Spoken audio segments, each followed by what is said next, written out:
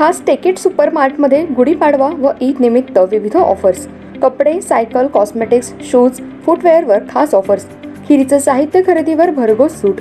गुढीपाडव्यानिमित्त सायकलवर भरघोस सूट. टेकेट सुपरमार्टमध्ये या आणि खरेदीचा आनंद घ्या. आमच्या असंख्य ग्राहकांना टेकेट सुपरमार्ट परिवारकडून गुढीपाडवा व ईदच्या हार्दिक शुभेच्छा.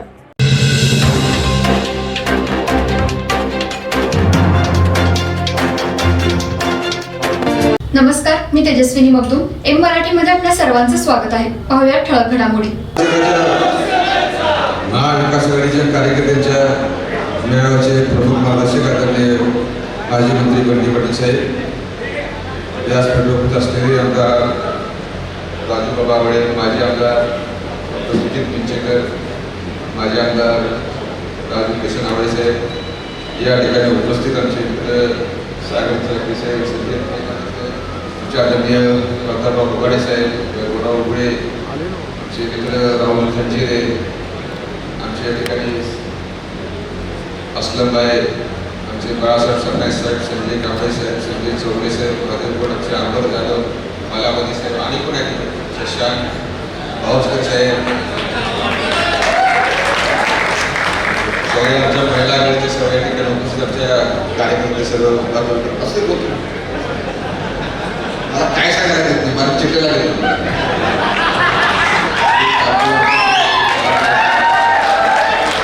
या ठिकाणी सगळे आलेले मोठ्या संख्येने तिन्ही पक्षाचे, आम आदमी पक्षाचे सर्व कार्यकर्ते, सर्व मँचेस्टर आघाडीचेच तुमचे सर्व या ठिकाणी कार्यकर्ते, आज या इतर शहरामध्ये आपल्या कार्यकर्त्याचा मेळावा होते. या लोकसभा क्षेत्रातले सगळ्यात मोठं शहर, सगळ्यात जास्त लोकसंख्येचं शहर, सगळ्यात जागरूक असलेलं शहर, ही चळवळीची भूमी. कारण या भूमीनं अनेकांना संधी दिली, अनेकांना प्रतिनिधी केलं. ज्यांनी चांगलं काम केलं त्यांच्या पाठीवर शाबासकीची थाप दिली, ज्यांनी अक्षरशः भंग केला त्यांना दंड द्यायचं काम केलं. अशा प्रकारची तुमची जागरूक भूमी. आणि या भूमी या ठिकाणी आज इलेक्शनच्या निमित्ताने तुमच्या समोर उमेदवार तयार आलेले आहेत. अर्थात या ठिकाणी गेले 5-6 दिवस आपण काही संपर्कात आहोत. आदरणीय बंटी साहेब, मी आवर्जून सांगेन की इंडिया आघाडी किंवा महाविकास आघाडी खऱ्या अर्थानं जर कुठं 100% करत असेल, महाविकास आघाडीचे उमेदवार जाहीर व्हायच्या आधी, तर ती तुमच्या इथल्या शहरामध्ये एखादा फोन केला, येतो म्हणून सांगितलं की शिस्तबद्धपणे सगळी आघाडी एकत्र बसती, घरापर्यंतची भेटीची कार्यक्रम करतात, बैठका होतात आणि एकच खऱ्या अर्थानं या इलेक्शनला अतिशय गांभीर्याने घेतलेलं. तर आपल्या सगळ्यांना माहिती आहे आपली इंडिया विकास आघाडी, इंडिया आघाडीचा किंवा आपल्या या महाविकास आघाडीचा आपला नेमका अजेंडा काय, कशासाठी आपण एकत्र आलोय आणि इलेक्शन कशा काय होते. आणि या निमित्तानं आमची अपेक्षा होती की सगळ्यांनीच जशी इतर शहरामध्ये ही आघाडी तळागाळात रुजलेली तशाच प्रकारे ही आघाडी ही सबंध मतदारसंघामध्ये रुजावी, असं या ठिकाणी आमचा मानस होता. त्याबद्दल मी आनंदी आहे किंवा तुम्हाला सगळ्यांचे मी या ठिकाणी आभार मानतो की तुम्ही अतिशय चांगल्या पद्धतीनं तुम्ही या ठिकाणी या इलेक्शनचं काम करताय. या ठिकाणी मी मुद्दाम उल्लेख करीन, आजची सभा आपली काही दिवसापूर्वी होणार होती. जवळजवळ त्या ठिकाणी आमचे एक तरुण मित्र माझे आमदार अशोकराव जांभळे साहेबांचे चिरंजीव आमचे नितीनराव जांभळे, ज्यांनी त्या नियोजनामध्ये इतका भाग घेतला होता, जबरदस्त नियोजन करून झालं होतं, पण त्या ठिकाणी ते आपल्याला सोडून गेले. त्या ठिकाणी थोडंसं दुःखही वाटलं. एक चांगला कार्यकर्ता, तरुण कार्यकर्ता, घोटखोर कार्यकर्ता ते आपल्याला सोडून गेला. त्यामुळे थोडंसं या ठिकाणी सगळीजण नाराज झालो. आपण सगळ्यांना आदराची मगाशी वाढ यायचं आहे, म्हणजे काम करूया.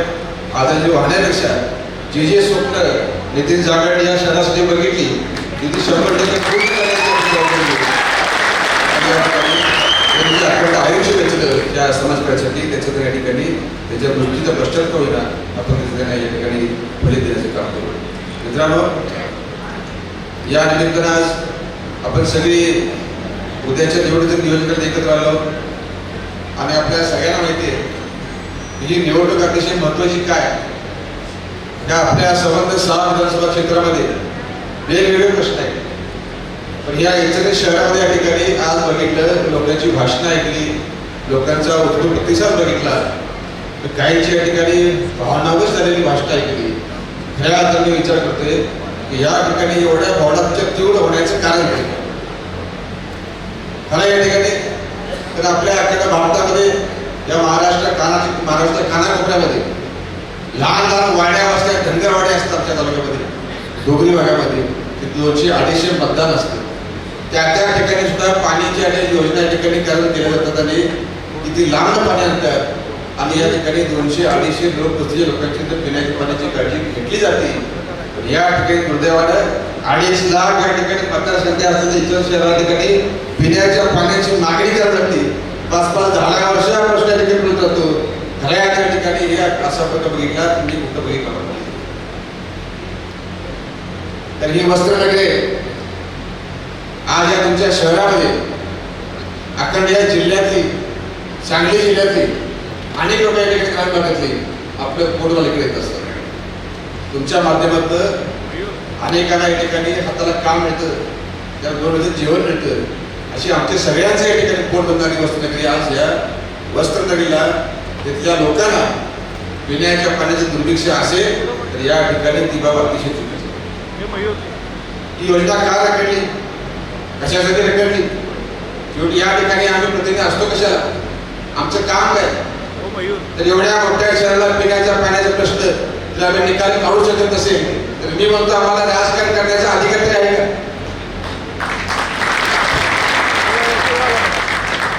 फार काय बोलत नाही, पुढे मोठ्या सभागृहात घ्यायचंय. तुम्हाला एवढंच सांगेल या ठिकाणी तुमच्या शहराचा पिण्याच्या पाण्याच्या योजना प्रश्न निकाली काढण्याचे चॅलेंज हा सर्वसाधारणपणे स्वीकारतो. एकदा मी चॅलेंज स्वीकारलं की आपल्याला माहिती की माझी संपूर्ण राजकीय कारकीर्द पडायला लागेल आणि या ठिकाणी जर माझ्याकडे काम घडलं नाही तर राजकारणात कायमची निवृत्ती सुद्धा केली. एकदा जबाबदारी घेतली म्हणजे की त्यामध्ये आपल्या तांत्रिक अडचणी असतील, बाकीच्या अडचणी असतील, त्या सगळ्या थोडी जबाबदारी माझी असणार आहे. मित्रांनो, मला एकदा संधी देऊ बघा. ज्यांना आपण संधी दिली त्यांनी काय केलं, तुमच्या या ठिकाणी भावना काय हे आपण सगळं ऐकलेलं आहे. मला त्यांच्याविषयी काय वाईट बोलायचं नाही. तर आम्ही एवढंच नाही की जर तुमच्याकडे ते घडू शकलं नाही या ठिकाणी आता या कामामध्ये आम्ही लक्ष घालतोय. पण काही काळजी करू नका. इच्छित शहरी लोकांच्या या ठिकाणी पिण्याच्या पाण्याची व्यवस्था करणं हा आमचा पहिला अजेंडा असेल, हा आमचं पहिलं होतं. फार खरं तर इथं बोलण्याची गरज नाही. नेमकं आपलं जे अपेक्षित आहे ते आपलं घडवायचं आहे. या शहराचा दुसरा प्रश्न या ठिकाणी आज वस्त्रोद्योग आपला व्यवसाय इथला अतिशय अडचणीत आहे. बाहेरून सगळं चांगलं दिसते. माझी उलट झाल्याच्या नंतर तुमच्या गावात दौरे झाले, जसं तुमच्या गावात फिरत गेलो, बैठका घेत गेलो, पाण्याचा प्रश्न, यंत्रमागधारकांच्या विजेच्या सवलतीचा प्रश्न, तुमच्या या ठिकाणी आपलं वस्त्रोद्योग अडचण आलाय त्या विषयाची समस्या, काय लोकांची अपेक्षा, जे वस्त्रोद्योगबद्दलचे कामगार आहेत त्यांचे त्यांना वेगळं महामंडळ स्थापन करायचं आहे, त्यांना सवलती द्यायच्या. म्हणजे अशा प्रकारे या ठिकाणी असंख्य प्रश्न असले आपली नगरी आहे आणि या माध्यमातून खऱ्या अर्थानं तुमच्यासाठी काहीतरी भेट केल्याशिवाय इथे प्रश्न भेटणार नाही. मित्रांनो, काही काळजी करू नका. मी दौरा करत असतानाच आदरणीय प्रतापराव होगाडे साहेबांच्या घरी गेलो होतो. त्यांच्यासोबत मी 15 मिनिटं चर्चा केली, समजून घेतलं त्या ठिकाणी कशा प्रकारे या महायुती सरकारनं या आपल्या यंत्रमागधारकांना विजेची सवलत देतो या नावाखाली त्यांनी आपली चेष्टा केली की आपण कसं सत्यादेवीच्या वरच्याला काहीतरी 75 पैसे, त्याच्या खर्चाला काहीतरी 1 रुपया, GR काढला, सगळे काढला, अटी अशा टाकल्या की एकाही यंत्रमागधारकाला त्याची सवलत मिळू नये अशा प्रकारच्या अटी टाकल्या. माझा एक साधा प्रश्न आहे, त्याच्या घरामध्ये जे मीटर आहे ते जर इंडस्ट्री असेल तर या ठिकाणी त्यानं दुसरा कुठले अर्ज भरण्याची अजिबात आवश्यकता नाही. जर तो इंडस्ट्री कारण पैसे भरत असेल तर तुम्हाला त्या सवलती दिल्या पाहिजे. त्याचा उद्योग आहे हे तुम्ही मान्य केले आणि अधिकृत आहे. शेवटी काम करायची इच्छा त्याच्या मनात नसली की ती काय होत नाही कार्य सांगतात. आज हे सरकार बघतोय आपण या ठिकाणी, केंद्रातलं असलं काय, राज्यातलं असलं काय, इथं मगाशी भाऊ साहेब बोलले GR काढायचे, आचारसंहितेत तोंडावर काढायचे, काय ते GR असा काढायचा त्याचा लाभ आपल्याला मिळू नये, हे सगळं धोताळ लक्षात ठेवा. आणि या सगळ्या दुसरा काही उपाय नाही. त्या सगळ्यांची बदली केल्याशिवाय आपल्याला कुठलाही आपला पर्याय नाही, गंभीर नाही, एवढं माणूस याच्यात सुधारणा होणार नाही. तर यांना फक्त सत्ता हस्तगत करायची. आज या तुमच्या इथे शहरातला कुठलाही घटक समाधानी अजिबात नाही. आज तुम्हाला जर स्वतःला या ठिकाणी आपण सुरक्षित आहोत असंही वाटत नाही की तुमची एवढी मोठी नगरी. आज या नगरीला बघितलं तर या ठिकाणी तुम्ही अनेक वर्ष सलोख्याने राहता येते. असं असताना इथं तुमच्यामध्ये फूट पाडायची, संबंध बिघडण्याचे काम करायचे, जेणेकरून या ठिकाणी या संबंध या नगरीमध्ये अस्वस्थता पसरावी अशा प्रकारची कृत्य करायची. खऱ्या अर्थाने मित्रांनो या सरकारचं हे पाप आहे. आपल्याला माहिती आहे मित्रांनो, आपण छत्रपती शिवाजी महाराजांचं नाव घेतो. शिवाजी महाराज हे हिंदू होते पण जातीमध्ये होते हे पद्धती विसरले. सर्व काय आमच्या रक्तात आहे, या कोल्हापूरच्या मातीमध्ये. त्यामुळे या ठिकाणी कुणी किती व्यक्त केले तर यामध्ये आमच्यामध्ये अजिबात बोट पडणार नाही अशा प्रकारचा पक्का आत्मविश्वास आपल्याला असावा. आपण काही काळजी करू नका. तुमचे यंत्रमागाचे प्रश्न असतील, त्या पाण्याचे प्रश्न असतील, इतर लोकांच्या समस्या असतील, त्या सगळ्या समस्यांकडे आपण 100% लक्ष द्यायचं आहे. आपण काही काळजी करू नका. मी सुद्धा 10 वर्ष आमदारकी केलेला माणूस आहे. एका दुर्गम भागातला, डोंगरी भागातला कार्यकर्ता आहे. लोकांचं जगणं कसं असतं हे जवळ मी बघितलेलं आहे. आणि त्या माध्यमातून विकास कामं करण्याचं नियोजन हे मला काय फार नवीन आहे. आणि माझ्या या ठिकाणी आज बंटी पाटील साहेब आमच्या मागे या ठिकाणी जे मोठी शक्ती ही सगळी या ठिकाणी महान लोकांच्या सोबत आहे. हिमालय पर्वत असते आपल्या पाठीमागे उभे आणि असले मागे आपल्या सोबत असताना आपल्याला घाण्यापर्यंतचं अजिबात काय करत नाही. आपण निश्चित राहा. आपल्याला विकास कामाच्या माध्यमातून अजिबात कृती अडचण भासणार नाही किंवा तुमच्याकडे दुर्लक्ष माझं अजिबात होणार. आपण संपर्कात आहोत. आपण जसं म्हणाल तशा प्रकारे आपण नियोजन करू. शेवटी संपर्कात दुर्बी असला पाहिजे, तुम्ही ठेवला पाहिजे, आम्ही ठेवला पाहिजे. शेवटी एखादी सिस्टम आपण डेव्हलप केली मला पूर्णपणे खात्री आहे की आपल्याला काम करताना कुठल्या अडचण भासणार नाही. मित्रांनो, आज आपली पहिली बैठक आहे. आज ह्या बैठकीमध्ये एक नियोजन अपेक्षित आहे. आज तुम्ही सगळे चांगलं काम करताय. सगळ्या पक्षाचे कार्यकर्ते आज अक्षरशः खांद्याला खांदा लावून काम करताय. आणि असं असताना हे मशाल चिन्ह, आपल्या महाआघाडीचं चिन्ह हे घरोघरी पोहोचवायला मला वाटतं कोणती अडचण भासणार नाही. आणि या निमित्तानं आज तुमच्या या गावामध्ये मित्र असं म्हणे की आज प्रत्येकाच्या ठिकाणी घरामध्ये मशाल चिन्ह तुम्ही आधीच पोहोचवलेलं आहे. ज्या दिवशी माझी उमेदवारी जाहीर झाली त्या दिवशीच तुमच्या ह्या नगरीच्या घराघरामध्ये आता काही नवख्या माणसाला नुसती उमेदवारी जाहीर झाल्याच्या नंतर एवढ्या टाळ्या पडतात, एवढा प्रतिसाद मिळतो. याचं कारण काय? तुमच्या गावात एकही काम केलेलं नाही, 5 पैशाचं काम केलेलं नाही, तुम्हाला अनेकांना मी ओळखत पण नाही. असं असताना कुठेतरी इथल्या लोकांनी, तुमच्या स्थानिक लोकांनी, आसपासच्या लोकांनी तुमच्या प्रश्नाकडे दुर्लक्ष केल्यामुळं, तुम्हाला घरी धरल्यामुळं तुम्हाला जवळची उशावरची माणसं सोडून तुम्हाला शाहूवाडीच्या माणसाला आणावं लागलं. हे त्यांचं सोडलं. त्या संधी मिळाली, संधीच्या मागे काय केलं हे तुम्हाला माहिती, त्यांना माहिती. आता कोणतीही टीका टिप्पणी न करता जर या ठिकाणी तुम्हाला संधी दिली, तुम्हाला मी जी वचन दिलेली आहे त्यातले कुठलेही वचन या ठिकाणी माझ्याकडनं अजिबात त्याचं उल्लंघन होणार नाही. ही सगळी वचनं, हे सगळे शब्द मी 100% पाळणार. आणि या सगळ्या गोष्टींना ही मोठी मोठी मंडळी या ठिकाणी साक्षी झाली. मित्रांनो, राजकारणामध्ये आम्ही दुसरं काही का बोलतो. विकास कामाच्या माध्यमातून, लोकांच्या प्रेमाच्या माध्यमातून, संपर्काच्या माध्यमातून आम्ही या ठिकाणी फक्त नाव कमवायचं काम केले. आणि या ठिकाणी आपल्या नावाला या ठिकाणी फार जपतो. आपण जर या ठिकाणी चुकीचं वागलो तर आपल्या नावाला गालबोट लागेल. ही सगळ्यात मोठी भीती ही माझ्या मनामध्ये असते. त्यामुळे काही काळजी करू नका. ही जी बोलतोय, ही जी आश्वासन आहे, ही निवडणुकीच्या पूर्वीची आश्वासन नाही. निवडणुकीच्या आधी, मतदानाच्या आधी कुठलाच उमेदवार काहीच नाही म्हणत असतो, सर्व होईच म्हणत असतो. त्यातला मित्रांनो मी कार्यकर्ता नाही. आपण माझा अनुभव घेतला असेल, आपण माझी माहिती काढली असेल. या ठिकाणी मी जे बोलतोय त्याच्या प्रत्येक माझ्या शब्दाला मी स्वतः जबाबदार आहे. आणि या प्रत्येक माझ्या शब्दाशी मी 100% बांधील असेल. आणि या निमित्तानं आज आपण बघतोय आमच्या विरोधात टीका करतात. टीका करू दे. मला उमेदवार आम काय म्हणतात, आम काय म्हणतात, कोण म्हणतात कारखानदाराचा उमेदवार काय म्हणायचं ते म्हणतात. आता माझ्या 4 विधानसभा झाल्या, त्यावेळेला असं बोललं का त्या उमेदवार कारखानदाराचं आहे? ही माझी लोकसभा आपल्या सगळ्यांना माहिती आहे, बंटी साहेबांना माहिती. उमेदवारी मला मिळाली कधी, कशी मिळाली,